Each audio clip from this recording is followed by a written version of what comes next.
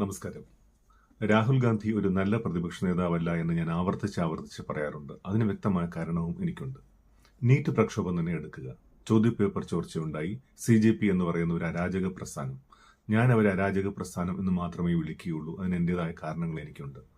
ഒരു നിയതമായ നിയമസംഹിതയുടെ കീഴിൽ പ്രവർത്തിക്കുന്ന ഒരു പ്രസ്ഥാനവും ഒരു പ്രക്ഷോഭവും നടത്തുമ്പോൾ ആ പ്രക്ഷോഭത്തിനിടയിൽ കലാപകാരികളും അക്രമ സ്വഭാവമുള്ളവരും തീവ്രവാദികളും ക്രിമിനലുകളും നുഴഞ്ഞു കയറാൻ സാധ്യതയില്ല.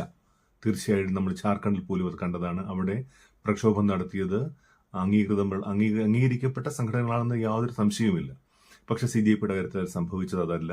അവർക്ക് നിയതമായ ഒരു സംവിധാനം, ഓർഗനൈസിംഗ് ഒരു സംവിധാനം ഉണ്ടായിരുന്നില്ല.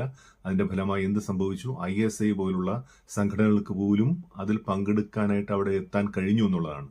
അവിടെ അരാജകത്വം സൃഷ്ടിക്കാൻ കഴിഞ്ഞില്ല എങ്കിൽ കൂടിയും പങ്കെടുക്കാൻ കഴിഞ്ഞു എന്നുള്ളത് നമ്മൾ ഗൗരവമായി തന്നെ കാണേണ്ട വസ്തുതയാണ്. അത്തരം അരാജക പ്രസ്ഥാനങ്ങൾ നടത്തുന്ന ഏത് പ്രക്ഷോഭങ്ങൾക്കിടയിലും ഇത്തരം ക്രിമിനലുകൾക്കും കലാപകാരികൾക്കും ദേശവിരുദ്ധ ശക്തികൾക്കും നുഴഞ്ഞു കയറാൻ സാധിക്കും എന്നതുകൊണ്ട് തന്നെ അവരെ അരാജക കൂട്ടം എന്ന് മാത്രമേ ഞാൻ വിളിക്കുകയുള്ളൂ. ഒരു സംശയവുമില്ല. പറഞ്ഞു വന്നത് അതല്ല.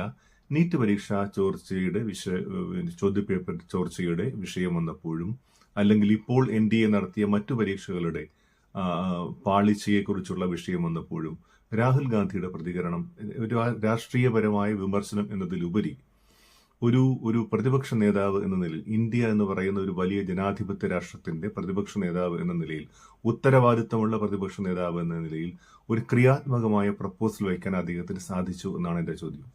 അദ്ദേഹം എന്താണ് പറയുന്നത്?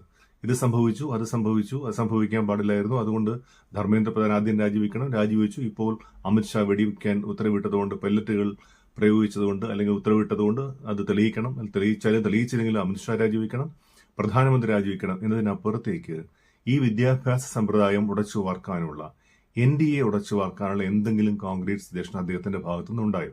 എന്റെ സിമ്പിൾ ചോദ്യമാണ്. ഈ ജൂലൈയിൽ ഒരു പാർലമെന്ററി കമ്മിറ്റി, വിദ്യാഭ്യാസത്തിനും കുട്ടികൾക്കും വനിതകൾക്കും ഒക്കെ വേണ്ടിയുള്ള, സ്പോർട്സിനും ഒക്കെ വേണ്ടിയുള്ള പാർലമെന്ററി കമ്മിറ്റി, അതിന്റെ ചെയർമാൻ രാഹുൽ ഗാന്ധിയുടെ പാർട്ടിയുടെ തന്നെ, കോൺഗ്രസിന്റെ തന്നെ മുകുൾ വാസനിക് ആണ് അതിന്റെ ചെയർമാൻ. അദ്ദേഹം ചെയർമാനായുള്ള ആ പാർലമെന്ററി കമ്മിറ്റി കൊടുത്ത സജഷനിൽ പോലും NDA ഉടച്ചു വാർക്കണം, എങ്ങനെ ഉടച്ചു വാർക്കണമെന്ന് പറഞ്ഞിട്ടുണ്ട്. അതുപോലും ഏറ്റെടുക്കാൻ രാഹുൽ ഗാന്ധിക്ക് കഴിഞ്ഞിട്ടില്ല. ക്രിയാത്മകമായ പ്രപ്പോസൽ വയ്ക്കാൻ കഴിഞ്ഞിട്ടില്ല. നോക്കൂ, NDA എന്ന് പറയുന്നത് എന്താണ്? ശരിക്കും NDA എന്ന് പറയുന്നത് മോദി സർക്കാരിന്റെ സംഭാവനയല്ല. അത് 1986 നാഷണൽ പോളിസി ഓൺ എഡ്യൂക്കേഷന്റെ ഭാഗമായിട്ട് 92 തയ്യാറാക്കിയ ഒരു പ്രോഗ്രാം ഓഫ് ആക്ഷനിൽ വന്ന ഒരു ആശയമാണ് നാഷണൽ ടെസ്റ്റിംഗ് സർവീസ് എന്നത്. അത് 2010 UPA സർക്കാരിന്റെ കാലത്ത് അതിനു വേണ്ടിയിട്ട് ഒരു കമ്മിറ്റി ഉണ്ടാക്കുകയും IIT ഖരഗ്പൂരിലെ പ്രൊഫസർ ആചാര്യ ചെയർമാനായിട്ട് ഒരു കമ്മിറ്റി ഉണ്ടാക്കുകയും ആ കമ്മിറ്റി നിർദ്ദേശങ്ങൾ സമർപ്പിക്കുകയും ചെയ്തു. ആ നിർദ്ദേശങ്ങൾ പിന്നീട് പരിഗണിക്കപ്പെടുന്നത് എപ്പോഴാണ്? അത് മോദി സർക്കാർ അധികാരത്തിൽ വന്ന് ഉടനെ തന്നെയാണ്, 2015. അവിടെ ആ NDA എന്നുള്ള ആശയം, നാഷണൽ ടെസ്റ്റിംഗ് ഏജൻസി എന്നുള്ള ആശയം പ്രൊഫസർ ആചാര്യ വച്ചത് മുന്നോട്ട് കൊണ്ടുപോകാൻ വേണ്ടി ഒരു സ്പെഷ്യൽ പർപ്പസ് വെഹിക്കിൾ രൂപീകരിക്കുന്നതിന് വേണ്ടിയിട്ട് ഒരു ടാസ്ക് ഫോഴ്സിനെ മോദി സർക്കാർ നിയമിക്കുന്നു. എന്തായിരുന്നു ആചാര്യയുടെ നിർദ്ദേശം? ആചാര്യയുടെ നിർദ്ദേശം നാഷണൽ ടെസ്റ്റിംഗ് ഏജൻസി എന്ന് പറയുന്നത് നമ്മുടെ RBI പോലെ അല്ലെങ്കിൽ SEBI പോലെ അല്ലെങ്കിൽ UGC പോലെ പാർലമെന്റിലെ ആക്ടിലൂടെ പാസ്സാക്കപ്പെടുന്ന ഒരു സ്റ്റാറ്റ്യൂട്ടറി സ്ഥാപനം ആയിരിക്കണം എന്നതായിരുന്നു. വളരെ പ്രധാനമാണത്. കാരണം വിശ്വാസ്യതയും സുതാര്യതയും ഉറപ്പാക്കാൻ, ഉത്തരവാദിത്വത്തിൽ നിന്ന് ഒഴിഞ്ഞു മാറാതിരിക്കാൻ ഒരു സ്റ്റാറ്റ്യൂട്ടറി ബോഡി വിദ്യാഭ്യാസ രംഗത്ത് ആവശ്യമാണ്. പ്രത്യേകിച്ചും നീറ്റ് പോലുള്ള വലിയ വലിയ പരീക്ഷകൾ, ഹൈസ്റ്റേക്ക് പരീക്ഷകൾ നടത്തുന്ന ഒരു ഏജൻസിക്ക് സുതാര്യതയും വിശ്വാസ്യതയും ആവശ്യമാണ്. അത്തരം ഒരു ഏജൻസി ഒരു സ്റ്റാറ്റ്യൂട്ടറി ഏജൻസി തന്നെ ആയിരിക്കണം. അതിന് പാർലമെന്റിന്റെ ആക്ട് വഴി തന്നെ അത് നിയോഗിക്കപ്പെടണം എന്നാണ് പ്രൊഫസർ ആചാര്യയുടെ കമ്മിറ്റി നിർദ്ദേശിച്ചത്. പക്ഷെ എന്ത് സംഭവിച്ചു? 2015 ക്യാബിനറ്റ് എടുത്ത തീരുമാനമാണ് ഭൂലോക മണ്ടത്തരം. ആ തീരുമാനമാണ് പാറ്റകൾക്ക് അല്ലെങ്കിൽ CJPക്ക് അങ്ങനെ ഒരു അരാജകത്വം നിറഞ്ഞൊരു കലാപത്തിലേക്ക് നയിക്കാൻ കാരണമായത് എന്ന് തന്നെ പറയണം. ബഹുമാനപ്പെട്ട സുപ്രീം കോടതി ചീഫ് ജസ്റ്റിസിന്റെ ഒരു പരാമർശം ഒരു നിമിത്തമായി എന്നല്ലാതെ ഈ ഒരു തീരുമാനം, ഈ ഒരു ഭൂലോക മണ്ടത്തരം ആണ് അതിന് കാരണമായത്. എന്തായിരുന്നു ആ ഭൂലോക മണ്ടത്തരം? അതായത് NDA ഒരു സ്റ്റാറ്റ്യൂട്ടറി ബോഡി ആക്കുന്നതിന് പകരം 2015 ക്യാബിനറ്റിൽ പ്രഖ്യാപിക്കപ്പെട്ടത് 1860 ഇന്ത്യൻ സൊസൈറ്റീസ് രജിസ്ട്രേഷൻ ആക്ട് പ്രകാരമുള്ള ഒരു രജിസ്റ്റേർഡ് സൊസൈറ്റി ആക്കി മാറ്റുകയാണ് ചെയ്തതിനെ. NDA എന്ന് പറയുന്നത് നോക്കൂ, ഹൈ സ്റ്റേക്സ് പരീക്ഷ നടത്തേണ്ട ഒരു ഒരു സ്ഥാപനത്തെ വെറും ഒരു സൊസൈറ്റി ആക്കി രജിസ്റ്റർ ചെയ്യാൻ എടുക്കുന്ന ഇന്ത്യ ഗവൺമെന്റ് തീരുമാനത്തെ നമ്മൾ എങ്ങനെയാണ് കാണേണ്ടത്? സംശയദൃഷ്ടിയോടുകൂടി അല്ലാതെ. ഞാനൊരു ഉദാഹരണം പറഞ്ഞുതരാം. കേരളത്തിൽ എല്ലാ ജില്ലകളിലും ജില്ലാ ടൂറിസം പ്രൊമോഷൻ കൗൺസിൽ എന്നൊരു സംവിധാനമുണ്ട്. അവരുടെ ജോലി എന്ന് പറയുന്നത് ജില്ലയിലെ ടൂറിസം വികസിപ്പിക്കലാണെങ്കിലും ആകെ നടക്കുന്ന അവരുടെ ജീവനക്കാർക്ക് ശമ്പളം കൊടുക്കലും ടൂറിസം വകുപ്പ് സ്വന്തം ഫണ്ടിൽ നിന്ന് സൃഷ്ടിക്കുന്ന അല്ലെങ്കിൽ ഡെവലപ്പ് ചെയ്യുക വികസിപ്പിച്ചെടുക്കുന്ന പദ്ധതികൾ നടത്തിപ്പ് മാത്രമാണ്. ഈ DTPC എന്ന് പറയുന്ന ജില്ലാ ടൂറിസം പ്രൊമോഷൻ കൗൺസിൽ സംവിധാനം എന്ന് പറയുന്നത് രജിസ്റ്റേർഡ് സൊസൈറ്റിയാണ്.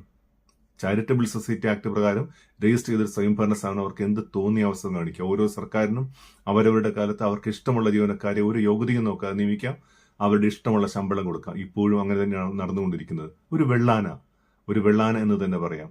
നമ്മുടെ കേരളത്തിലെ ഈ DTPC അല്ലെങ്കിൽ ജില്ലാ ടൂറിസം പ്രൊമോഷൻ കൗൺസിൽ എന്ന് പറയുന്ന സംവിധാനത്തിന്റെ ഒരു മൂത്ത ജ്യേഷ്ഠനായിട്ട് മാത്രമേ NDA കാണാൻ കഴിയുകയുള്ളൂ. ഹൈ സ്റ്റേക്ക് പരീക്ഷകൾ നടത്തേണ്ട ഒരു സ്ഥാപനത്തെ വെറും ഒരു രജിസ്റ്റേർഡ് സൊസൈറ്റിയാക്കി മാറ്റിയ ആ തീരുമാനം എന്ന് പറയുന്നത് ഭൂലോക മണ്ടത്തരമായിരുന്നു. അതിന്റെ ഫലമാണ് ഇന്നും അവിടെ ഡെപ്യൂട്ടേഷൻ നിയമിക്കപ്പെടുന്ന ജീവനക്കാർ, NDAയിൽ അല്ലെങ്കിൽ കോൺട്രാക്ടർ നിയമിക്കപ്പെടുന്ന ജീവനക്കാർ. എന്ത് ഉത്തരവാദിത്തമാണ് അവർക്കുള്ളത്? ഡയറക്ടർ ജനറൽ എന്ന് പറഞ്ഞാൽ എപ്പോഴും മാറ്റാം, പക്ഷെ ഒരു സ്റ്റാറ്റ്യൂട്ടറി ബോഡിയിൽ അങ്ങനെയൊന്നും പെട്ടെന്ന് എടുത്ത് മാറ്റാൻ കഴിയില്ല. മാത്രമല്ല അതിനകത്ത് ഒരുപാട് നിയമങ്ങളും കാര്യങ്ങളൊക്കെ ഉണ്ടാവുകയും വേണം. അപ്പോൾ അടിയന്തരമായിട്ട് മോദി സർക്കാർ ചെയ്യേണ്ടത് ആ പാർലമെന്ററി കമ്മിറ്റി വീണ്ടും കൊടുത്ത ആ നിർദ്ദേശം പരിഗണിച്ചുകൊണ്ട് NDA ഒരു സ്റ്റാറ്റ്യൂട്ടറി ബോഡി ആക്കിയിട്ട് ഒരു പാർലമെന്ററി ആക്ട് പ്രകാരം സ്റ്റാറ്റ്യൂട്ടറി ബോഡി ആക്കുകയാണ് ചെയ്യേണ്ടത്. അത് മാത്രമാണ് ഒരു പരിഹാരം. ഏത് പാർട്ടികൾക്കും ചുട്ട മറുപടി കൊടുക്കാൻ, ഇനിയൊരു കലാപത്തിലേക്ക് രാജ്യത്തെ നയിക്കാതിരിക്കാൻ, അല്ലെങ്കിൽ ഒരു ജൻസി പ്രക്ഷോഭത്തിലേക്ക്, ഒരു യഥാർത്ഥ ജൻസി പ്രക്ഷോഭത്തിലേക്ക് ഇന്ത്യയെ നയിക്കാതിരിക്കാൻ, ഇന്ത്യയിൽ നടക്കാതിരിക്കാൻ അടിയന്തരമായിട്ട് ചെയ്യേണ്ടത് NDA അഴിച്ചു പണിയുകയാണ്. അതിൻ്റെ ഒരു സ്റ്റാറ്റ്യൂട്ടറി ബോഡിയാക്കി മാറ്റണം. മാത്രമല്ല ഒരുപാട് മാറ്റങ്ങൾ അതിനകത്ത് വരണം.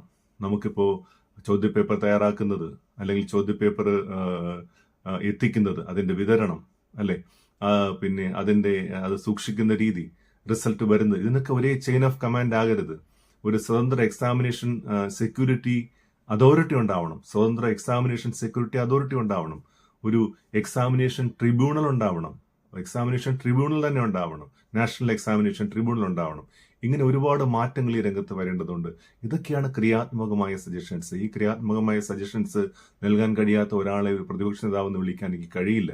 കാരണം പ്രതിപക്ഷത്തിന്റെ ജോലി എന്ന് പറയുന്നത് വിമർശനവും അല്ലെങ്കിൽ ഇന്ത്യൻ പ്രധാനമന്ത്രിയുടെ സെൽഫി വീഡിയോ എടുത്ത് വെച്ച് അതിനെ പരിഹസിക്കലോ, അദ്ദേഹത്തിന്റെ രാഷ്ട്രതലവന്മാരുടെ ആലിംഗനത്തെ പരിഹസിക്കലോ, സ്ത്രീവിരുദ്ധത പറയലോ ഒന്നുമല്ല.